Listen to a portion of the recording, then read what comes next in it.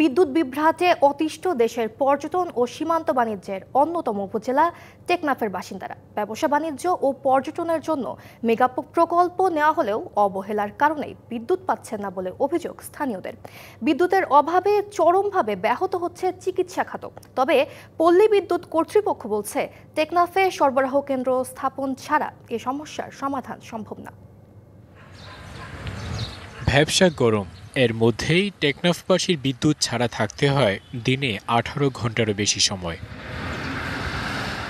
সীমান্ত উপজেলা হওয়ায় এর গুরুত্ব ও সম্ভাবনা থাকলেও নাগরিক সুবিধা থেকে পিছিয়ে আছে এখানকার বাসিন্দারা। এর সাথে নতুন করে যুক্ত হয়েছে বিদ্যুৎ বিভ্রাট। জীবনের সব আয়োজন এখানেই একসাথে। স্থানীয়রা বলছেন, পতিত সরকারের আমলে সোলার বিদ্যুৎ কেন্দ্র স্থাপনের পর কয়েক মাস বিদ্যুৎ পেলেও জাতীয় গ্রিডের কথা বলে নিয়মিতই বঞ্চিত করা হচ্ছে তাদের। প্রায় 3 লক্ষ লোকের বসবাস হওয়ার জনগোষ্ঠীর একটা জাতীয় বিদ্যুৎ গ্রিড স্থাপন হয় নাই।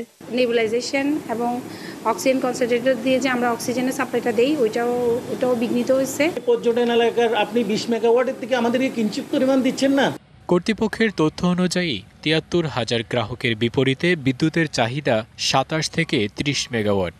আলাদা সরবরাহ কেন্দ্র ছাড়া নিরবিচ্ছিন্ন বিদ্যুৎ সম্ভব না। এখানে যদি একটু গ্রিড করা হয়, যদি পাওয়ার গ্রিড করা হয়, তাহলে সেক্ষেত্রে হয়তো এই গ্রিড স্টেশনটা কাছাকাছি হইলে এই ধরনের ফলগুলো কমে আসবে এবং টেকনাফবাসী একটা ভালো বিদ্যুৎ পাবে। নিরবিচ্ছিন্ন বিদ্যুৎ সরবরাহের জন্য গ্রিড স্থাপনের মাধ্যমে নাগরিক সেবা নিশ্চিতের দাবি স্থানীয়দের। DBC news desk.